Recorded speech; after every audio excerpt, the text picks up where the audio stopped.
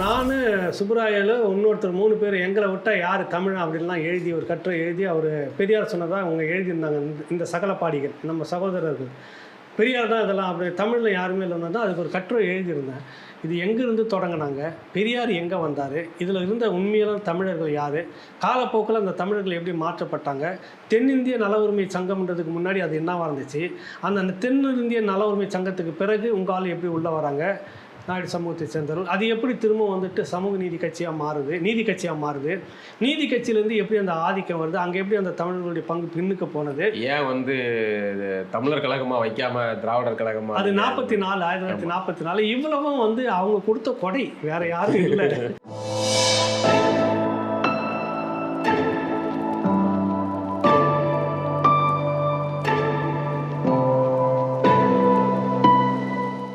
வணக்கம் நண்பர்களே, மூத்த பத்திரிகையாளர் ஏகலைவன் அவர்களை நாம் சந்தித்து பேசி கொண்டிருக்கிறோம். அதன் தொடர்ச்சியான நேர்காணலை இப்போது பார்க்கலாம். நீங்கள் இதை சொன்னனால இதை கேட்க வேண்டியது இருக்குது. நீங்கள் ராஜீவ்காந்தி அந்த படுகொலை நடந்தப்போ நீங்கள் எங்கே இருந்தீங்க, அது அந்த இதை எப்படி பார்த்தீங்க? இல்லை, அப்போ தான் நான் இங்கே படிச்சுக்கிட்டு இருக்கிறேன். ஓ சரி சரி. படிச்சுட்டு விடுதலை இருக்கிறப்ப திடீர்னு பார்த்தா பஸ்ஸு கிஸ்ஸெல்லாம் ஏதோ அங்கங்கே உடையுது. என்னன்னு கேட்டால் இந்த மாதிரி நடந்துச்சு, இப்படி இறந்துட்டாங்க அப்படின்றப்ப அப்போ அவ்வளோலாம் அந்த அளவுக்கு அந்த அரசியல் இதெல்லாம் இல்லை.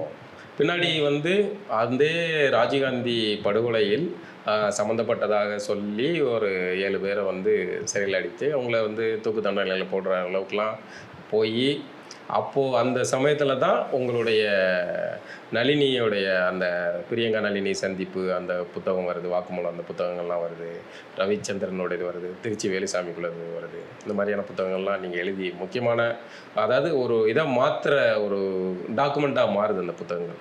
இதை எப்படி பண்ணீங்க, என்ன எப்படி அது சாத்தியமாச்சு? இல்லை, முதல் வந்து திருச்சி வேலுசாமி தான். அது என்னென்னா, ஒரு நாள் குமுதத்தில் உட்காந்துருக்கும்போது தான் அந்த ராஜீவ்காந்தி சம்மந்தமாக இணையத்தில் தேடிட்டே இருக்கிறப்ப சுற்றி எங்கே போனாலும் அந்த கார்த்திகேயனும் அவர் கூட இந்த இன்னொரு நார்த் இந்தியன் அதிகாரி 2 பேரும் சேர்ந்த வாய்மையே வில்லைன்ற ஒரு புத்தகம் மட்டும்தான் எவிடன்ஸாக இருக்குது.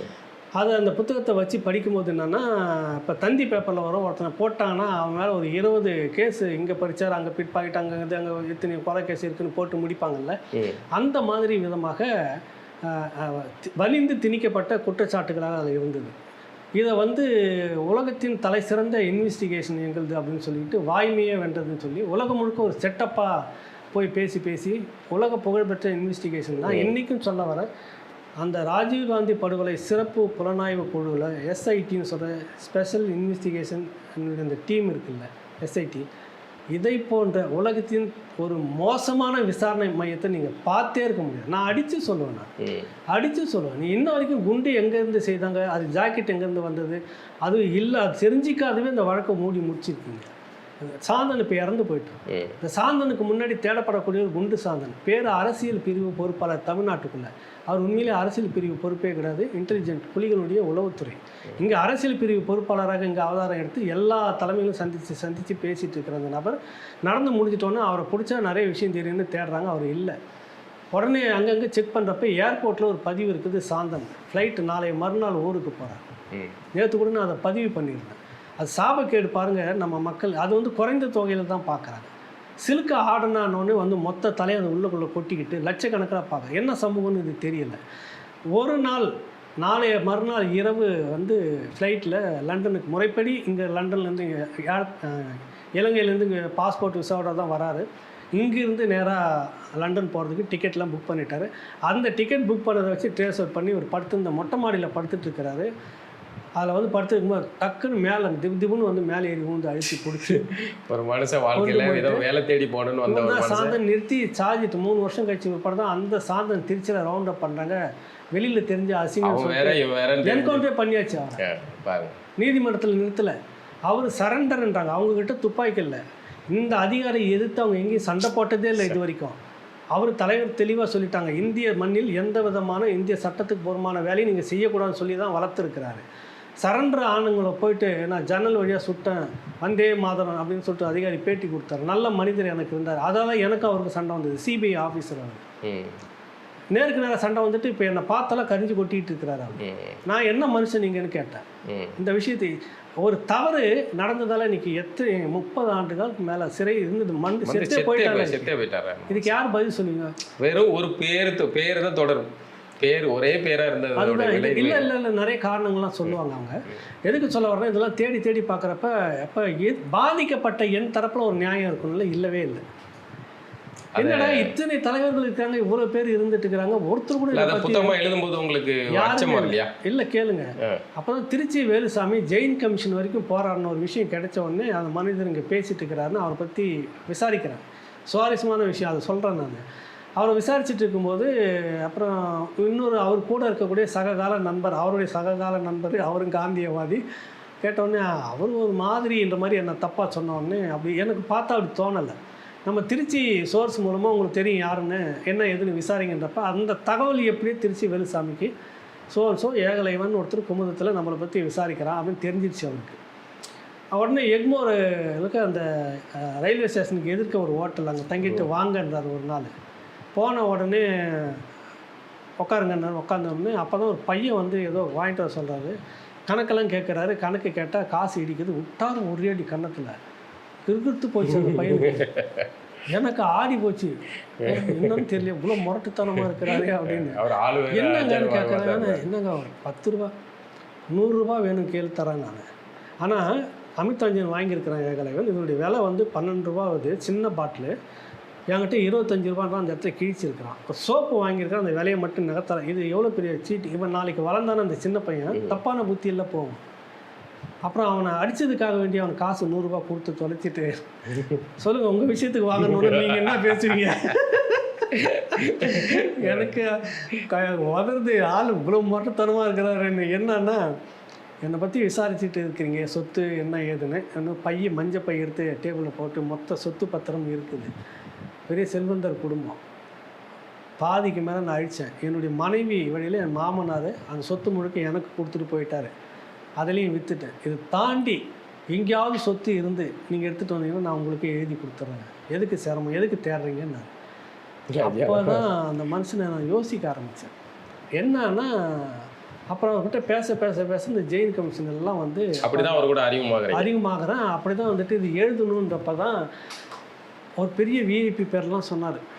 நிறைய பேர்லாம் சொன்னார். உங்களுக்கு சுதாகரன், நம்ம கிரண் காமராஜ், இப்படி பெரும்பெரும் ஆளுங்களாம் சொல்லி என்கிட்ட உட்காந்து பேசி எழுதணும்னு முயற்சி பண்ணி வருவாங்க, பேசுவாங்க, போயிடுவாங்க. ஏகலைவன் நீங்களும் சொல்கிறீங்களான்னு சொல்லி சிரித்தார். பார்க்கலாம் அப்படின்னு அப்பப்போ உட்காந்து பேசிட்டு தான் வருவேன். ஒரு நாள் ஒரு குறிப்பிட்ட பகுதியை மட்டும் கொண்டு போய் கொடுத்த உடனே அவருக்கு ஒரு நம்பிக்கை வந்து நல்லா இருக்குது அப்படின்னு தான் டக்குன்னு பேக்கப் அப்படியே வந்து கொடைக்கானலில் ஒரு நண்பருடைய ஒரு வீட்டில் போய் உட்காந்தோம். 10 நாள் தான் அந்த புத்தகம் எடுத்துகிட்டு ரொம்ப பிரபலமான எல்லாரும் ஒரே மேடையில் நின்று டி நகரில் அவர் தான் வெளியிட்டு இருந்தார். அப்போ ராஜகிரண் அவருடைய நண்பர், இயக்குனர் ராஜகிரண், திருச்சி வேலுசாமியுடைய நண்பர், வலுக்கட்டாயமாக நான் மேடைக்கு வந்து சிலது பேசணும் அப்படின்னு. இந்த புத்தகத்தை நான் 2 மணி நேரம் புத்தகமாக படிக்கலை, ஒரு 2 மணி நேரம் ஹாலிவுட் திரைப்படமாக பார்த்து நான் அந்த இடத்துல பேசியிருப்பார்.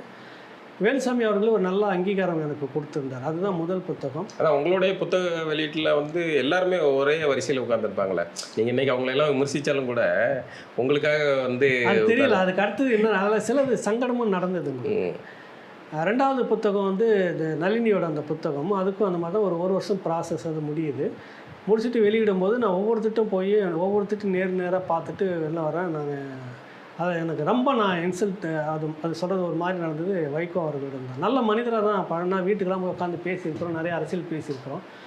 ஏதோ மாறிட்டார் என்னன்னு தெரியல. நான் போனோடனே இந்த மாதிரி இருக்குது, கொடுக்க வேண்டியது என்னுடைய கடமை, படிக்க வேண்டியது நீங்கள், அதை வராது உங்கள் பொறுப்பு அப்படின்னு சொல்லிட்டு. ஏன்னா அவங்க அந்த இதில் பங்கெடுத்துக்கிட்டாங்கல்ல 70 விடுதலை. அதை நம்ம அவருடைய பங்களிப்பை நம்ம குறைச்சி மதிப்பிட முடியாது. அந்த அவருடைய சொந்த காசை போட்டு வழக்கு நடத்தினது அவர். ராம்ஜெத் மலானி எல்லாம் கூப்பிட்டு வந்து அதை மறுக்க முடியாது. அதனால் நான் கொண்டு போய் கொடுத்துட்டு உடனே நான் போகிறேன் அந்த அலுவலகத்துக்கு. தாயகம் மல்லை சத்யா உட்காந்துக்கிறார் வெளியில். அந்த அவருடைய அறைக்கு வெளியில் வந்து நின்றுட்டார். வந்து நின்று அப்படியே நின்று கையில் வாங்கி அப்படி பார்த்துட்டு, சரி ஏகலைவன் படிக்கிறேன், எனக்கு சரின்னு பட்டால் நான் உங்களுக்கு கொடுக்குறேன், இல்லைன்னா வற்புறுத்தாதீங்கன்ட்டார். மொத்தமாக ஒரு 30 வினாடி கூட இருக்கார். மணிக்கணக்காக என்கிட்ட உட்காந்து பேசியிருந்த அந்த மனிதர் எப்படி என்னை நடத்தினான்றப்ப ஒரு வழியாக இறங்கி நான் வந்துட்டேன்.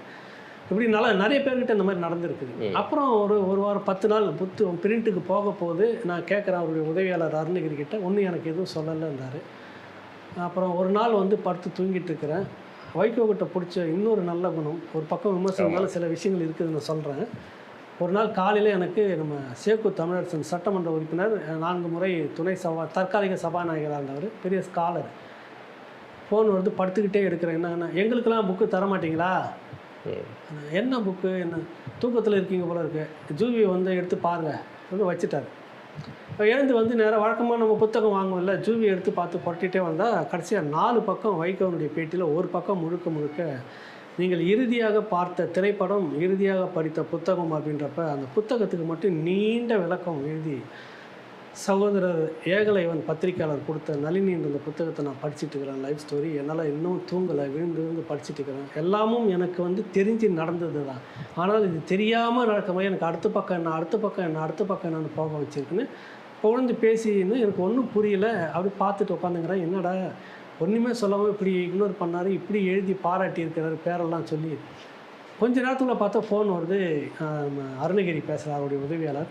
தலைவர் பேசணுன்றாங்கன்னு மறுமுனையில் வைகோ, ஏகலைவன் உங்கள் பர்மிஷன் இல்லாதவே இந்த புத்தகத்தை பற்றி நான் வெளியில் சொல்லிட்டேன். என்னைக்கு போகுது புத்தகம்? நாளைக்கு பிரிண்டிங் போகுது, அடுத்த நாள் வந்து வெளியீட்டு நிகழ்ச்சி அப்படின்றப்ப அடுத்த வாரம் வெளியீட்டு நிகழ்ச்சின்றேன். உடனே சரி நான் அணிந்துரை உங்களுக்கு கொடுத்துறேன்னு நீண்ட அணிந்துரை அதில் என்னை பற்றி விரிவாகவே எழுதி கொடுத்துருந்தாரு. அதே போல் இன்னொரு பெரிய விஷயம், நீங்கள் எங்களுடைய பிறந்தநாள் எனக்காக நீங்கள் போட்டு இந்த வாழ்த்தில் இதெல்லாம் ஒரு சுவாரஸ்யமாக இருக்குன்றதுக்காக சொல்கிறேன் நான். அதில் ஒரு விஐபி வந்து கீழே வாழ்த்தியிருப்பார் என்ன. அவர் யார்? அந்த ஆங்கில எழுத்தாளர் ஒருத்தருடைய பெயரை சொல்லி, ஃபெட்ரிக் ஜோஸ்.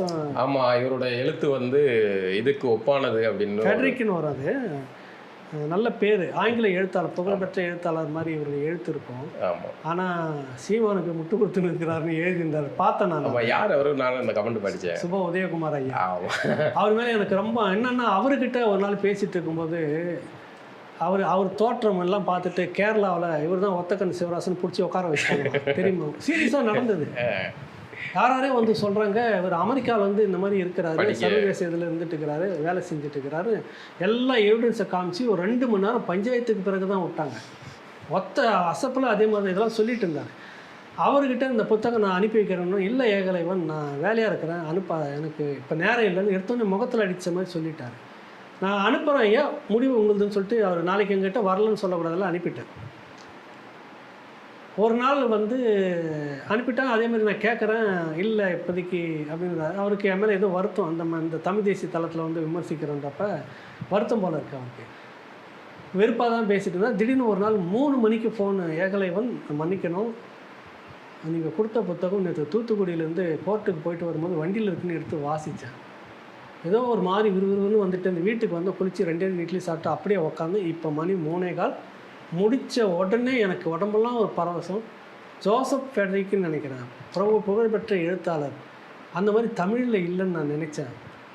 நீங்கள் இருக்கிறீங்க, 7 மணிக்கு திரும்ப பேசுகிறேன் அப்படின்ட்டு 7 மணிக்கு திரும்ப விரிவாக பேசி, இப்படி ஒரு விறுவிறுப்பை நான் பார்க்கல, இந்த புத்தகம் இப்படி ஒரு திறமை உங்கள்கிட்ட இருக்குன்னு நினைக்கல அப்படின்னு பாராட்டிட்டு அவர் அப்புறம் அதை எழுதுறாரு, அணிந்துரை அனுப்புகிறாரு. இந்த மாதிரி நிறைய இந்த அவமானங்கள் சின்னதாக சந்திச்சு தான் அந்த புத்தகம் ஒரே மேடையில். இன்னொன்று என்னென்னா, இவை எல்லாமே வந்து டாக்குமெண்ட், அவங்களுடைய வாழ்க்கையில் நடந்தது, போலீஸ் அடித்தது வச்சது, இப்படியான சிறு சிறு தொகுப்புகளாக இதாக தான் இருக்கும், உங்களுக்கு குறிப்புகளாக தான் இருக்கும். இதை வந்து ஒரு தொகுத்து அந்த கேஸ் ஃபைலு, இந்த கேஸ் ஃபைலு, இந்த ஜட்ஜ்மெண்ட்டு அப்படின்னு இதை ஆர்கனைஸ் பண்ணி ஒருங்கிணைச்சி அதில் வந்து ஒரு ஏதோ ஒரு க்ரைம் நாவல் இதை படிக்கிற மாதிரியான, ஒரு துப்பறியும் நாவல் படிக்கிற மாதிரியான ஒரு சுவாரஸ்ய நடையை வந்து அந்த புத்தகத்தில் இருக்கும். அது ரொம்ப முக்கியமான, அதுதான் படிக்கும்போது ஒரு இல்லைன்னா நிறைய புத்தகங்கள் இந்த மாதிரியான வழக்கு தொடர்பான புத்தகங்களை நீங்கள் புரட்டி பார்த்தீங்கன்னா அந்த இது தான் போட்டிருப்பாங்க, வழக்கு என்ன, இந்த இதெல்லாம் அப்படி போட்டு அது ஒரு படிக்கிறதுக்கான அவர்களுடைய போட்ட புத்தகமும் அப்படிதான். அது ரொம்ப கடினமாக இருக்கும் அந்த வழக்குக்குள்ளே ட்ராவல் பண்ணுறது, புக்குக்குள்ளே. அதனால் இந்த இது தான் வந்து ரொம்ப முக்கியமான இதாக பார்க்குறேன். அதுவும் இல்லாமல் அது பெரிய வேலையும் கூட. இன்னொன்று இந்த விஷயத்தில் நம்ம மூக்க நுழைச்சா அல்லது உள்ளுக்குள்ளே போனால் இதுக்கு வந்து பெரிய இடத்து விசாரணைகள் எல்லாம் நம்ம எதிர்கொள்ள வேண்டியிருக்குமே அப்படிங்கிற அச்சம்லாம் உங்களுக்கு வரலையா? இல்லை, ஏன்னா நளினி பிரியங்கா சந்திப்புங்கிறது ஒரு பெரிய இது, அதை வந்து டாக்குமெண்ட் ஆக்குறது. ஏன்னா அது வந்து அஃபிஷியல் கிடையாது. அதுக்கப்புறம் ஒரு டைம்ஸ் ஆஃப் இந்தியாவிலே அதுலேயோ அது ஒரு செய்தியாக வருது. அப்போது அதன் பிறகு தான் அது ஒரு பரபரப்பாக மாறுது. ஆனாலும் அது அஃபிஷியல் அங்கீகரிக்கப்பட்டது கிடையாதுல்ல. நீங்கள் அதை வந்து ஒரு டாக்குமெண்ட்டாக வந்து புத்தகமாக மாற்றுறீங்க. அப்போ உங்களுக்கு வந்து அச்சம் வரலையா? முதல்ல இந்த ஏரியாக்குள்ளே போகிறது புலிகள் எல்லாம் படுகொலை, ராஜீவ்காந்தி படுகொலை, இந்த மாதிரியான தொடர்புகளுக்குள்ளே போகிறதே ஒரு மாதிரி ஒரு அச்சத்தை கொடுக்குமே. எப்படி? இல்லை, அது எனக்கு தெரியல. நான் வந்து இன்ன வரைக்கும் இப்போவும் சொல்கிறேன், ஒரு வெளிப்படைத்தன்மையோடு தான் இருக்கேன். நான் இந்த மண்ணுக்கு இந்த சட்டத்திட்டத்துக்கு எதிராக நான் செய்கிறதில்ல, செய்ய மாட்டேன்றது எனக்கு தெரியும். அதே நேரத்தில் மறுபக்கத்தில் ஒரு நியாயம் இருக்கும், அதையும் பேசி ஆகணும். இப்போ அதை வந்து வெளியில் கொண்டு வர பொறுப்பு இருக்குதா இல்லையா அந்த சமூகத்தில்? யாரோ ஒருத்தருக்கு இருக்குது. ஆனால் இத்தனை பேர் இருந்து ஏன் அதை தான் வந்து நம்ம இராப்போ ரவிச்சந்திரன் வந்து அந்த அவருக்கான புத்தகத்தில் புத்தகமே வந்து அது அடுத்த கட்ட அதிரடி. அது அடுத்த கட்ட அதிரடி. அதில் வந்து இயக்குனர் புகழேந்தி தங்கராஜ் பார்த்துட்டு சந்திச்சுக்கிறான். புக்கெல்லாம் வாசி முடிச்சோன்னே சந்திச்சுட்டு எடுத்தோன்னே ஒத்து பார்த்துட்டு செத்துற நீ அப்படின்றாரு. என்ன நீங்கள் செத்துரு, என்ன புரியல, நீ செத்துரு ஏகலை, நீங்கள் அவ்வளோதான் உங்கள் வாழ்க்கையில் நீ செய்ய வேண்டிய காரியத்தை செத்துரு, நீ இதுக்கு மேலே இருக்காது, என்ன இருந்து பண்ண போகிறேன்? ஒரு அச்சீவ்மெண்ட்னு ஒன்று இருக்குல்ல, அது தொட்டுட்டீங்க பிரம்மாவும், இது இதுக்கு மேலே ஒருத்தனை செய்ய முடியாது, செத்துரு நீ அப்படின்னா. இப்படி பேசி பாராட்டின மனிதர்களே பிறகு இந்த தமிழ் தேசிய தலான்னு பிரிஞ்ச உடனே எதிரும் முதிருமா நிற்கிற அந்த பின்னாடி அதான் அந்த அரசியலுடைய சதி. அது வைகோட்ட நம்ம என்னத்தான் முரண்பாடு, அவர் அரசியல் நிலைப்பாடுகள் இதில் வச்சு முரண்பட்டாலும் கூட அவர்கிட்ட சில இந்த பண்புகள் உண்டு. என்ன கைது பண்ணி இதாக வெளியே ஜாமீனில் வெளியே வர்றேன். ஆமாம், சரி. அப்போது அவர் வந்து எனக்காக ஒரு அறிக்கை விட்டுருக்கார். நான் அதுக்கு முன்னாடி வைகோவை கடுமையாக விமர்சிச்சிருக்கேன். இப்போ குமுதத்தில் இருக்கும்போது கார்ட்டூன் போட்டிருக்கேன். அவர் திமுக கூட்டணியிலேருந்து இதாக தாவுறது வைக்கிறதுலாம் ரொம்ப அவர் வைகோ அவர் தெரியுமில்ல, அவர் ரொம்ப உணர்ச்சி வசப்படுவார், திடீர்னு அழுவார். நம்ம அப்படிலாம் வந்து அவரை ஒரு கார்ட்டூனிஸ்டாக எந்த எல்லைக்கு போய் விமர்சிக்கணும், அப்படிலாம் விமர்சிக்கிறோம். ஆனாலும் நான் கைதாகி வந்த பிறகு அவர் வந்து அவருடைய உதவியாளர் மின்னல்னு நினைக்கிறேன், அவர் மூலமாக தலைவர் உங்கள்கிட்ட பேசணுங்காரு, அந்த உங்களுக்காக ஒரு அறிக்கை விட்டுருக்காரு. அதை படிச்சிங்களா பாலா, படிச்சிங்களான்னு கேட்குறாரு. அது நான் வந்து அதுக்கப்புறம் படித்த பிறகு அதுக்கப்புறம் பேசினேன். அப்படி அவர்கிட்ட அந்த வந்து அதை ஒரு அங்கீகரிக்கிறது, அதை ஆதரிக்கிறது நிலைப்பாடின் போது, அந்த மாதிரி ஆதரிக்க வேண்டிய நிலைப்பாடின் போது துணை நிற்கிறது அப்படிங்கிற மாதிரியான விஷயங்கள்லாம் அவர்கிட்ட என்ன ஒண்ணுன்னு இந்த பிரிஞ்சு இந்த திராவிடம் என்ற அரசியலுக்குள்ள தான் நம்மளை எதிரியா பாக்குறாங்க அவங்க. இல்ல இன்னைக்கு அந்த திராவிட வட்டாரமே வந்து டோட்டலா நம்மகிட்ட இருந்து விலகிட்டாங்க. அந்த நல்ல நண்பர்கள் நிறைய நண்பர்கள் வந்து விலகி விமர்சிக்க போய் அப்படியே விலகிட்டாங்க. அந்த 2009 எல்லாமே நம்ம ஒன்னா ஒரே அணியில ஒரே வரிசையில எனக்கு தெரிஞ்சு ஞாபகம் இருக்கு. என் கார்ட்டூனை பிடிச்சிட்டு நம்ம கோஷம் போட்டு வந்தோம், கருணாநிதி ஒழிகன் கோஷம் போட்டோம், திமுக ஒழிகன் கோஷம் போட்டு வந்தோம். அவங்களும் நம்ம கூட சேர்ந்து கோஷம் போட்டோம். அந்த நண்பர்கள் தான் கோஷம் போட்டு வந்தாங்க. என் கார்ட்டூனை நான் அவ்வளோ கார்ட்டூன் வரைஞ்சிருந்தேன், எல்லாத்தையும் பிடிச்சிட்டு ஒன்னா தான் நம்ம அந்த முத்துக்குமார் இறுதி ஊர்வலத்தில் எல்லாருமே ஒன்னா தான் நடந்து வந்துட்டு இருந்தோம். அந்த நண்பர்கள் எல்லாமே இன்னைக்கு அப்படியே வந்து பாஜக எதிர்ப்பு சொல்லிட்டு அவங்க திமுக ஆதரிக்கிறதுக்கு போயிட்டாங்க. நம்ம வந்து 2 பேரும் எங்களுக்கு ஒன்று தான் அப்படின்னு சொல்லிட்டு நம்ம எந்த அப்படியே நிற்கிறோம். என்னென்னா இப்போ இந்த நளினி இந்த இது ரவிச்சந்திரன் வந்து அவர் சிறைக்குள்ள வந்து ஈரோட்டில் இருக்கக்கூடிய தம்பி பேரறிவாளன் மூலமாக ஒரு தகவல் வருது, அண்ணன் உங்களை பார்க்க வரணும் அப்படின்னு. ரெண்டாவது எனக்கும் ஒரு தகவல் அவர் அனுப்புகிறாரு, கடிதமாக கொடுத்து அனுப்புகிறாரு, இந்த மாதிரி பார்க்கணுங்களா அப்படின்னு. போய் பார்க்குறேன். அப்போ தான் ஏற்கனவே திருச்சி வேலுசாமி புத்தகத்தையும் சொல்லி நளினி புத்தகத்தையும் சொல்லி அதில் வந்த சில சிக்கல்கள் உட்பட உள்ளதுக்கு வேணும் நம்ம நினைக்கிறோம். அவ்வளோ ஷார்ப்பான அறிவு தம்பி இராப்போ ரவிச்சந்திரன். எல்லாத்தையும் சொல்லிவிட்டு இதை நான் புத்தகத்தை உங்கள்கிட்ட மனம் வந்து தரேன், நீங்கள் தான் முடிக்கணும், விருப்பம் இருந்தால் எடுத்து பண்ணுங்க. சிக்கல்கள்லாம் இருக்கும், எல்லாம் எனக்கு தெரியுது. சரின்னு அப்படி எடுத்து பண்ணி முடிச்சது தான் அந்த புத்தகம். முடிச்சிட்ட பிறகு ஒரு 10 நாள் கழித்து போகிறேன். வந்து அப்படியே வந்து கட்டி பிடிச்சிட்டு, இந்த இப்படி வரும் நான் எதிர்பார்க்கவே இல்லை, நான் ஒரு நான் டைனரில் வந்துட்டு இருந்தது, இது இப்படி நீங்கள் மாற்றி இப்படி ஒன்று கோர்வையாக இங்கே எங்கேன்னு போட்டு இவ்வளோ விறுவிறுப்பாக மாற்றிருப்பீங்க எனக்கு தெரியல சொல்லிட்டு இன்னொன்று சொன்னார். குறிப்பிட்ட ஒரு கோஷ்டி வந்தது, வழக்கம் போல் இந்த புத்தகத்தையும் ஏன் இவர்கிட்ட கொடுத்தீங்கன்னு கேட்டார். எல்லாம் தெரிஞ்சே தான் நான் கொடுத்தேன், வேலையை பாருங்கன்னு சொல்லி அனுப்பிச்சேன்றதுலாம் அது நிறைய நடந்தது. அது உள்ள ஒரு அரசியல், அது வேறு விஷயம். இந்த சிக்கல்கள்லாம் சொல்கிறீங்களே விசாரணை, அது நிறைய பேர் என்னை விசாரித்தாங்க, சில இடத்துல கூப்பிட்டு விசாரித்தாங்க. அது யார் என்னன்றதெல்லாம் தெரியும் உங்களுக்கு, வழக்கம் போல் முகமைகள் அப்படின்றப்ப நான் என்னுடைய இது வெளிப்படையாக இன்றைக்கி அப்படி தான் இருக்கேன். என்னுடைய செல்ஃபோன் எல்லாமே இருக்குது, என்னுடைய உதவி பர்சனல் உதவிக்குன்னு வந்திருக்கோம், நண்பர்கள்ட்ட கேட்டிருப்பேன், கொடுத்துருப்பாங்க. அதை தாண்டி எனக்கு இல்லை, பேசுகிறது எல்லாம் வெளிப்படையாக தான் பேசுகிறேன். எதுவுமே நீங்கள் பார்த்துங்க. ஒரு அதிகாரி உட்காந்துட்டு கேட்குறாரு, ஏன் நீங்கள் இதுக்குள்ளாரவே இருக்கீங்க, வேலுசாமி புத்தகம், இந்த புத்தகம், திரும்ப ரவிச்சந்திரன் வரணும். அப்போ அந்த நேரத்தில் விசாரிக்கிறாரு, ஏன் இதுக்குள்ளவே இருக்கிறீங்க, இந்த புத்தகம் வெளியே வந்த பிறகு உங்களை விசாரிக்காங்க. ஆமாம் எதுக்காக என்னன்னு ஃப்ரெண்ட்லியாக கூப்பிட்டு தான் கேட்குறாரு. அப்படிதான் விசாரிக்கிற முதல்ல ஃப்ரெண்ட்லியாக விசாரணைன்னு கூப்பிட்டாங்களா இல்லை சும்மா ஃப்ரெண்ட்லியாக கேட்கணும் வாங்க அப்படின்றப்ப தான் கேட்குறாங்க தெரிஞ்சுக்கணும்னு. நான் சிரிச்சிட்டே சொன்னேன் அவர்கிட்ட, உயர் அதிகாரி தான், உங்கள் சர்வீஸ்குள்ளே நீங்கள் என்ன பண்ணணும்னு நினைக்கிறீங்க ஐயா அப்படின்னு கேட்டேன் சிரிச்சுக்கிட்டு. பெரிய சாதனை பண்ணணும், எல்லா பத்திரிக்கையாளனும் அவன் சாகிறதுக்குள்ளே ஒரு அச்சீவ்மெண்ட் பண்ணிட்டு சாகணும், ஏதோ ஒரு விஷயத்தை பதிவு பண்ணிட்டு தான் இறக்கணும்னு நினைப்பான். நான் இதை நினைக்கிறேன், அதுவும் இல்லாமல் இது எனக்கு காலம் எனக்கு கொடுத்துருக்கிற ஒரு கடமை அப்படின்னு நான் நினைக்கிறேன். இல்லை என்னை தேடி இது வராது, எல்லாமே என்னை தேடி வந்தது, எனக்கு வாய்ச்சது, அதை நான் பயன்படுத்தியிருக்கிறேன், அவ்வளோதான ஒழிய இதில் வேறு எந்த நோக்கமும் இல்லை அப்படின்னு சொன்ன உடனே சிரிச்சிட்டார் அவர், எதுவும் பேசலை.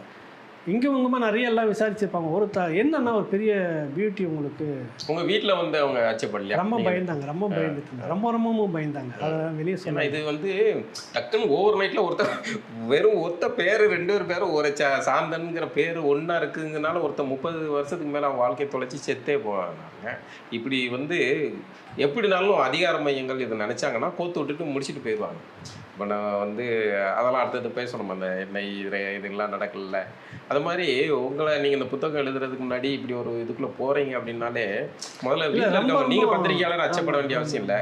இல்லை ரொம்ப பயந்தாங்க பாலா, நிறைய பயந்தாங்க, அழுதாங்க. எதனா ஆச்சு நீ எதனா உள்ளே போனீங்கன்னா வெளியே யார் இருக்காங்க, எங்களுக்கு 2 பிள்ளைங்க வச்சுருந்தா அப்படி கஷ்டப்படணும், நிறைய அழுதுருக்காங்க. அதே நேரத்தில் அதுக்கான நம்பிக்கையும் அவ்வளோதான் இருந்திருக்கேன். என் மனைவி தான் அந்த நேரத்தில் நான் பார்க்கணும், பக்கவலமாக வந்துட்டு சரி வரதை பார்த்துக்கலாம், அது யார் செய்யுது, உனக்கு எது செய்யணும்னு தோணுது நீ செய் பார்க்கலாம் அப்படின்னு அந்த வார்த்தையும் வருது. பயமும் துணிச்சல் தான் ஆண்களுக்கு பெரிய தன்னம்பிக்கை, பயமும் இருந்தது. அப்புறம் சரி இது ஏதோ அவங்ககிட்ட வந்திருக்குது, உனக்கு நீ தான் செய்யணும்னு வந்திருக்கு, சரி செய், என்ன பண்ணுறது செய் அப்படின்னு தான் சொல்லுவாள். அந்த பயம் உண்மையிலே இந்த டாக்குமெண்ட்டு வேற ஒருத்தங்கிட்ட வந்துச்சுன்னா ஒரு நம்ம இதுக்குள்ளே போய் தலையை வச்சுட்டு மூக்கை வச்சுட்டு மாட்டிக்கிட்ட நமக்கு சிக்கல் எதுவும் வருமோ, கோர்ட்டு கேஸ் நடைமுறை அப்படின்னு தான் யோசிப்பாங்க. நிஜமாக இருந்தாலுமே அப்படி தான் இவங்க 7 பேர் வெளியே வருவாங்கன்னு சோனியா காந்தி சொல்லியிருந்தாலே கூட எவனும் நம்ப முடியாது. இது வந்து அது என்ன சொல்லுவாங்களே, கால மாற்றத்தில் நம்ம பாருங்க கேள்வி கூட அடி, கால மாற்றத்தில் எப்படி கட்டம் மாறுது, யாருக்கு எப்போ என்ன நடக்கும்ன்றது தெரியாது அப்படிங்கிற மாதிரியான ஒரு மிகப்பெரிய மிராக்கல் தான் சொல்லணும். இவங்க 7 பேர் வெளியே வந்தது, அதில் ஒருத்தர் இப்போ இங்கேயே வந்து இறந்து போயிட்டார்.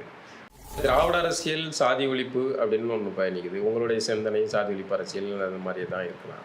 இப்போ திராவிடம் சாதியை ஒழிக்காத சாதியை தமிழ் தேசியம் ஒழிச்சிருமா? இப்படி எந்த நம்பிக்கையில் நீங்கள் தமிழ் தேசியத்தை ஆதரிக்கிறீங்க? இல்லை இப்போ இன்னைக்கு இதை கேட்கலாம், நிறைய பேர் நான் விவாதத்துக்கு தயார்னு தான் சொல்லுவேன். ஆனால் அவனு முரட்டுத்தனமாலாம் சீமானா, அங்கே சீமான்கிட்ட விமர்சனங்கள் இருக்குது, இல்லைன்னா நான் சொல்லவே கிடையாது.